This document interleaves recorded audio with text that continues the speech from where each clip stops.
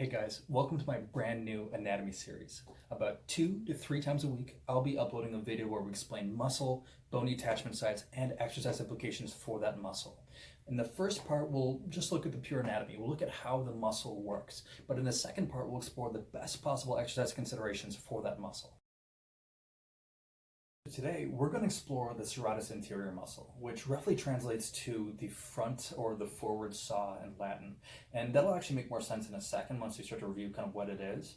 But the first thing you'll notice about the serratus is, well, the word anterior means forward or front. It literally sits on the front of your shoulder blade and it attaches and wraps around to the first 8 of your ribs of your rib cage. Now, because of that attachment site, because of where it connects, because of what it does, because it's underneath your shoulder blade and because it's sliding towards those first 8 ribs, that tells you everything you need to know about how this muscle works and what it does, right? So this is your body's best shoulder protractor. What that means is it is the best at moving your shoulder forward and across. It is also pretty darn good at shoulder rotation too, because of where it sits and because of how it can sort of slide on those ribs.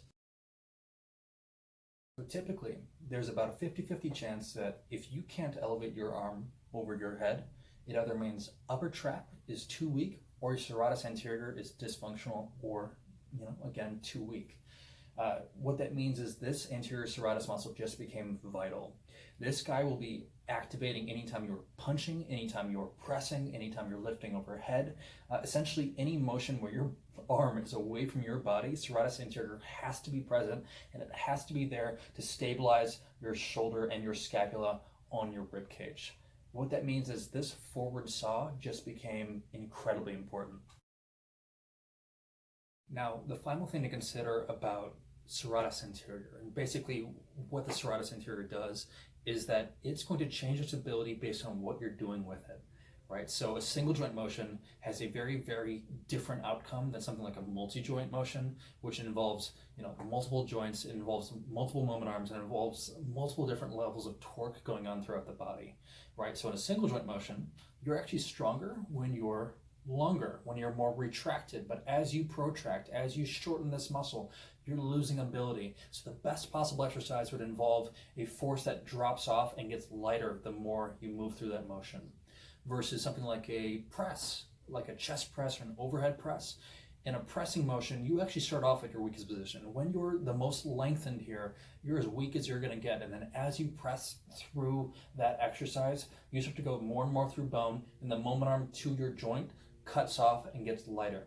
What that means is each individual exercise, each individual variant of a serratus anterior movement is going to change how that serratus anterior acts.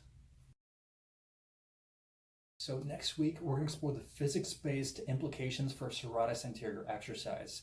Typically, we tend to find problems, and we're going to need to create solutions in order to build the best possible exercise, the best possible joint force that we can with this muscle, right? So if you liked this video, if you want to see more, please like, please subscribe, please follow my channel. Every little bit helps, and I appreciate you guys watching and paying attention. Have a great day, and take care.